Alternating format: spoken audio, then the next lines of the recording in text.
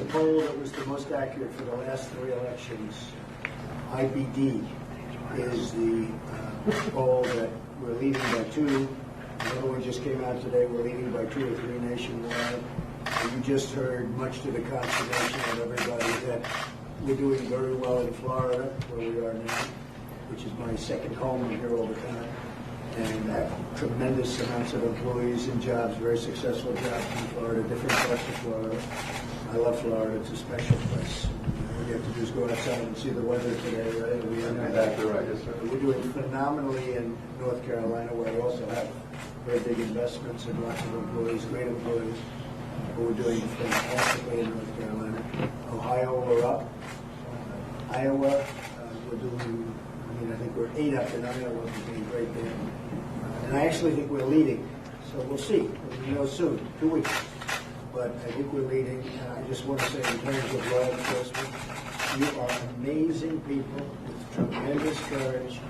You have not been appreciated, and with me, you're going to be appreciated. I just want to say that.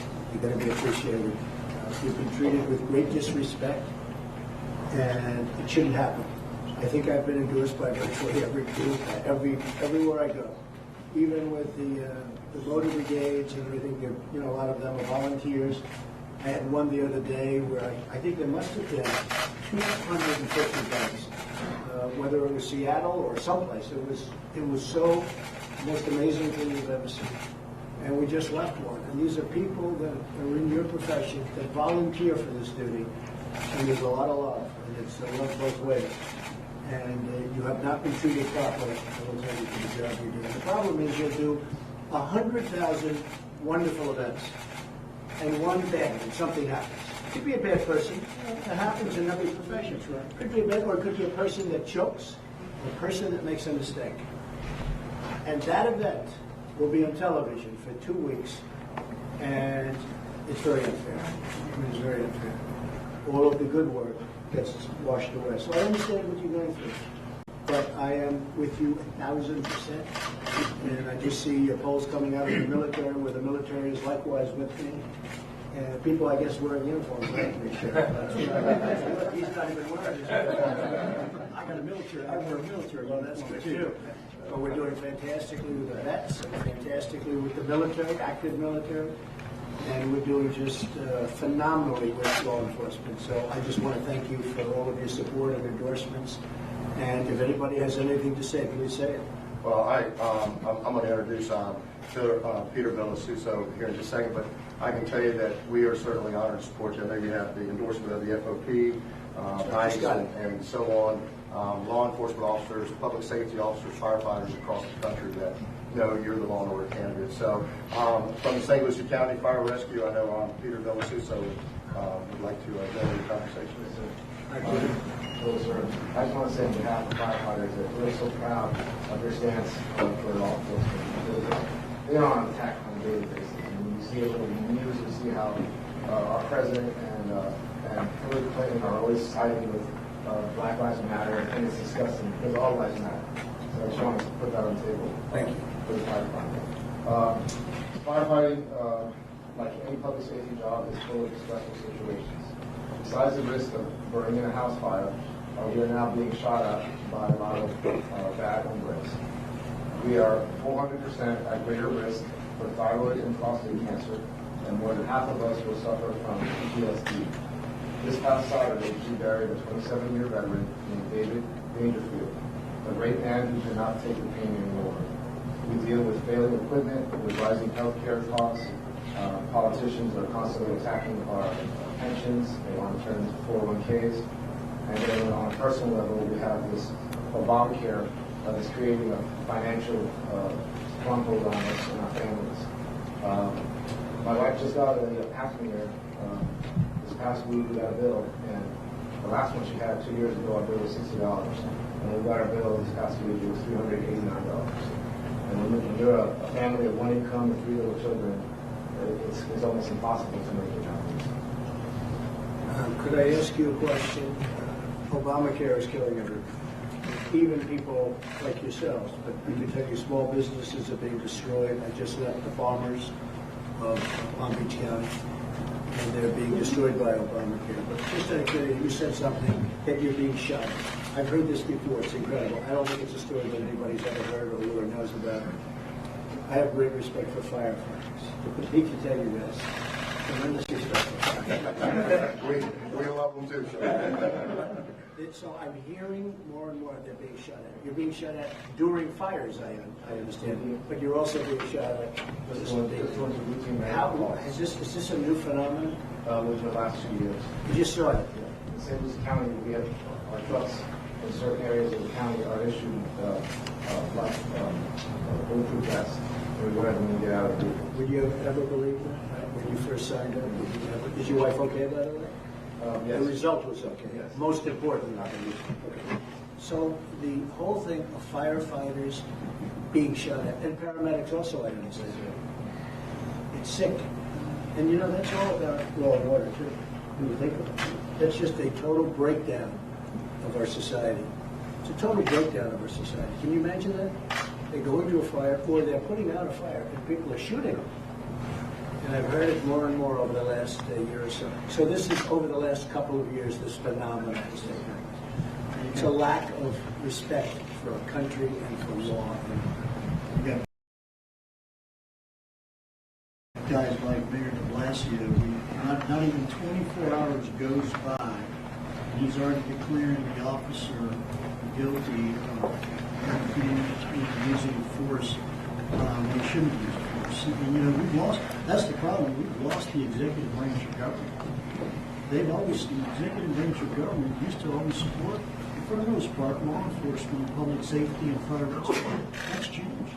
And that's a seismic shift in America. You know exactly what I'm talking about. When you won't lose it if I win. That's right. You know, you had the woman the other day who, a member of the police force, and she was so afraid to shoot the subject, who was, I guess, pretty well addicted to drugs and violent, that she had a very bad incident, but she just was afraid because of what it would mean, because she didn't want to go through that horrible situation. That has happened. It's pretty tough stuff. You're in a very tough position, but you get no backing. You don't get any backing, so that'll change. Well, I think that's a resounding theme you would hear from everybody at this table. Is we all partner together. We all work together. We may wear different uniforms, but we all know we depend on each other, and that we're the first line of defense. And for us, sitting at this table, and for the thousands and millions of law enforcement officers and firefighters and paramedics out there, we're glad to have somebody that's going to stand with us, and make the community safer and make our job safer as well. So that's why we're 100% behind you. And as I said, that'd be a resounding theme. Next to speak is retired Special Agent in Charge Joyce Donnelly from the Florida Department of Law Enforcement. She was actually my boss when I worked there, and learned a lot from her. And by the way, Mayor Giuliani is here for all of you folks. You talked about it.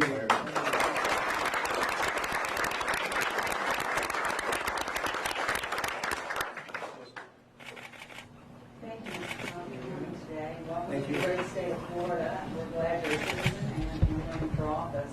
Keeping with the same theme, as you know, this has been a terrible year, a very hard year on law enforcement. We have lost 102 officers, law enforcement officers, in the line of fire this year. That's a 78% increase over the first half from last year, 2015. In my 30 years, it's frightening. I don't even want to turn the television on anymore, but what is even more frightening is of those 102, 14 incidences of ambush-style attacks on police officers in this country, which is almost unheard of. It makes recruiting hard, retainment hard for law enforcement officers. Their families continually worry about them, but yet our president and Hillary Clinton continue to show non-support for law enforcement. That's what happens. Absolutely. And continuing with that theme, their non-support contributes possibly to even more encounters for police officers in very violent situations. And it's a concern for all of us, not only law enforcement, but as firefighters also. So we're very, very concerned about that. It's continuing violence against our law enforcement officers where, as you said, thousands, hundreds of thousands of encounters every day, which are grading counts. So how does this compare today with, let's say, 15 years ago? I can tell you from my perspective, and I don't want to age myself, but. That's why I said 15. Actually, every time you turn on the news, it is like there is a, law enforcement is blamed on every ill of society, whether it's no jobs, poor education, we get the brunt of all of that. And I think that while we can only do one aspect, your comprehensive approach with bringing jobs, particularly to areas that are hurt by the lack of jobs or poor education, will help make our job a lot easier. Thank you very much. Thank you. We're with you. You know it. We also have from Brevard County Fire and Rescue is Christina Madsen. I know she has some things she'd like to share as well. Mr. Trump. Good afternoon, Mr. Trump. Thank you. It's an honor to be here. Yes, as I'm an 18-year paramedic firefighter for Brevard County Fire Rescue, and so I'm here on behalf of first responders. And we have seen, myself, have seen a tremendous, intense response to calls that are incidences of the heroin epidemic. The heroin, it used to be more the hydrocodone, oxycodone, prescription narcotic overdoses that we would be on. But since the restrictions have been made on those pill farms, people are now going to the cheaper, the heroin. And they've also started to mix the heroin with fentanyl. Is that more violent? Yes, actually, heroin is 2 to 3 times stronger than morphine. But fentanyl, which they're mixing it, is 50 to 100 times stronger than morphine. So mixing the two, a lot of people don't realize that they're mixed, and they really have not been able to save them. So it is becoming a big problem here in Brevard County, and I'm sure across the state of Florida. I bring that to an issue, but my other issue is that with the stress of the job, we also have government-made problems that we deal with as the Obamacare also. On our minimum wages that we've been dealing with for years, our minimal, we left to live paycheck to paycheck to try to cover the insurance premiums that we all are to for our jobs. So we just want to make sure that our home, our family are safe while we're out on the street protecting the citizens that are all around us. We want to make sure that our families are available for insurance and benefits. It's an unbelievable situation. It is. We have a country that's led by people that truly don't know what they're doing. I don't think they know what they're doing. I know they don't.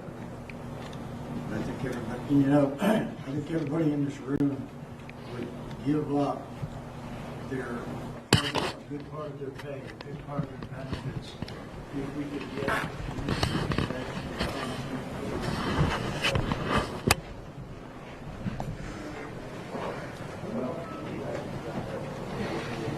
Is that everybody, John?